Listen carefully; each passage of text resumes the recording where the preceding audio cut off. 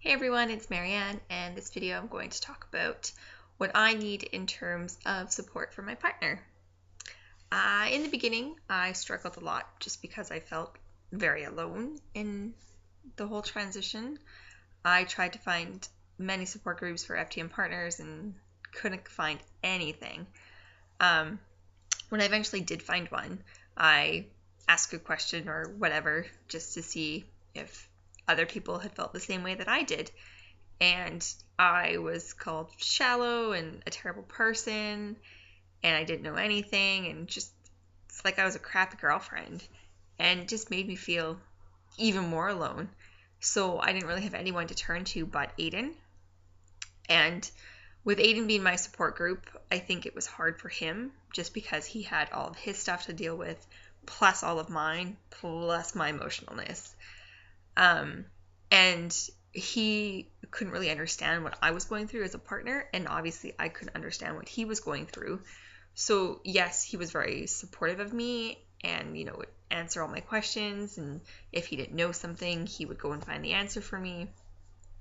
But truly it was hard at sometimes because he didn't know how to support me, and I tried my best to support him.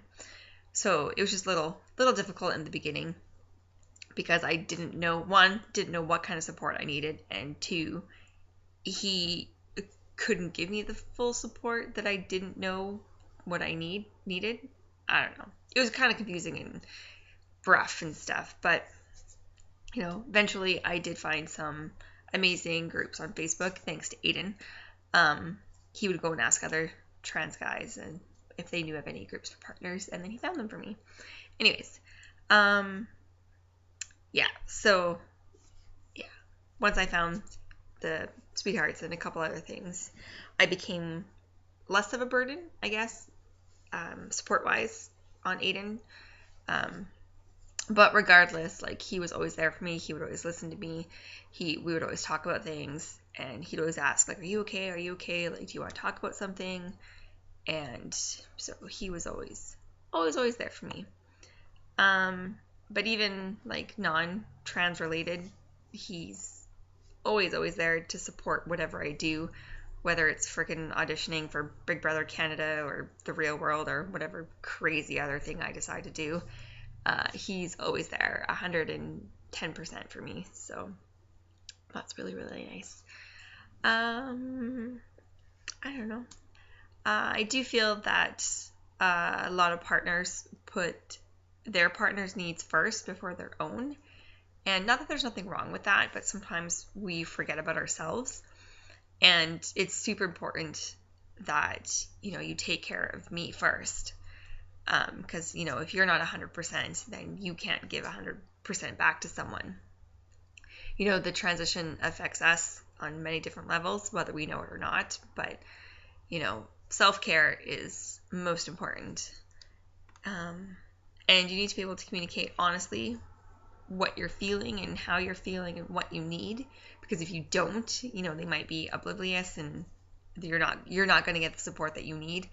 So in turn, that's just going to either cause tension or stress or resentment or negative energy. So it's just, you need to be open and honest with how you're feeling and what you need. And communication, again, reoccurring theme, communication. And communication is not easy.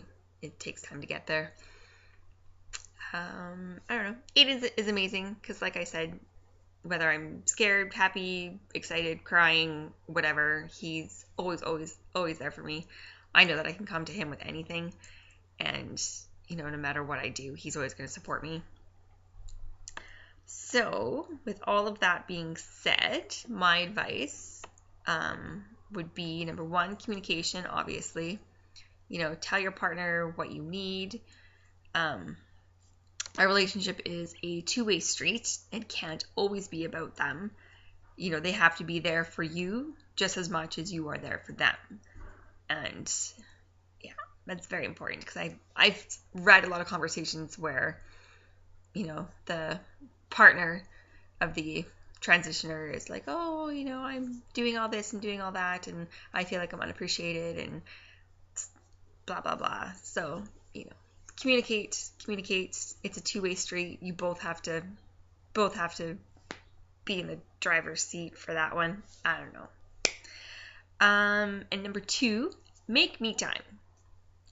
Do something that you enjoy and do it without your partner. I fly to Vancouver and visit my 2 besties for a couple days. And as mean as this may sound, I don't really think about Aiden when I'm there.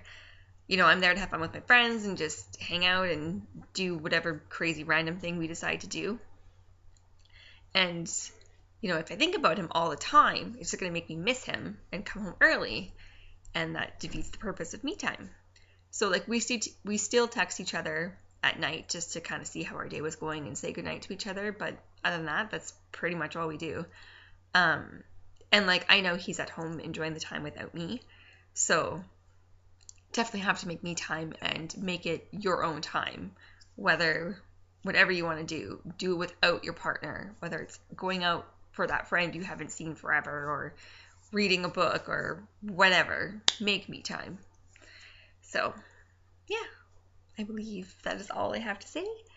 I'm sorry for the weird lighting. It's morning time and I'm still in pajamas.